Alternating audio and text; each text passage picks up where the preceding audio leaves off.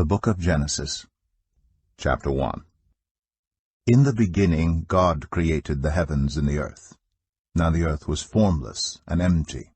Darkness was over the surface of the deep, and the Spirit of God was hovering over the waters. And God said, "Let there be light." And there was light.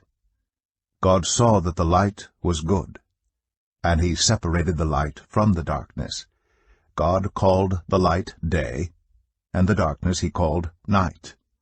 And there was evening, and there was morning, the first day. And God said, "Let there be a vault between the waters to separate water from water." So God made the vault, and separated the water under the vault from the water above it. And it was so. God called the vault sky. And there was evening, and there was morning, the second day. And God said, "Let the water under the sky be gathered to one place, and let dry ground appear." And it was so. God called the dry ground land, and the gathered waters he called seas. And God saw that it was good. Then God said, "Let the land produce vegetation, seed-bearing plants and trees on the land that bear fruit with seed in it according to their various kinds." And it was so. The land produced vegetation, plants bearing seed according to their kinds, and trees bearing fruit with seed in it according to their kinds. And God saw that it was good. And there was evening, and there was morning, the third day. And God said, "Let there be lights in the vault of the sky to separate the day from the night, and let them serve as signs to mark sacred times and days and years. And let them be lights in the vault of the sky to give light on the earth." And it was so. God made two great lights, the greater light to govern the day, and the lesser light to govern the night. He also made the stars. God set them in the vault of the sky to give light on the earth, to govern the day and the night, and to separate light from darkness. And God saw that it was good. And there was evening, and there was morning, the fourth day. And God said, "Let the water teem with living creatures, and let birds fly above the earth across the vault of the sky." So God created the great creatures of the sea, and every living thing with which the water teems and that moves about in it, according to their kinds, and every winged bird according to its kind. And God saw that it was good.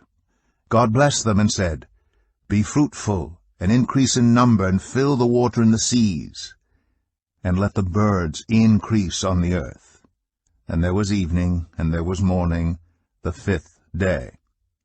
And God said, "Let the land produce living creatures, according to their kinds, the livestock, the creatures that move along the ground, and the wild animals, each according to its kind."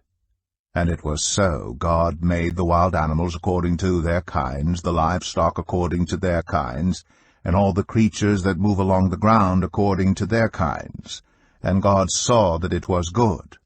Then God said, "Let us make mankind in our image, in our likeness, so that they may rule over the fish in the sea and the birds in the sky, over the livestock and all the wild animals, and over all the creatures that move along the ground." So God created mankind in his own image. In the image of God he created them. Male and female he created them. God blessed them and said to them, "Be fruitful and increase in number, fill the earth and subdue it, rule over the fish in the sea and the birds in the sky, and over every living creature that moves on the ground." Then God said, "I give you every seed-bearing plant on the face of the whole earth, and every tree that has fruit with seed in it. They will be yours for food.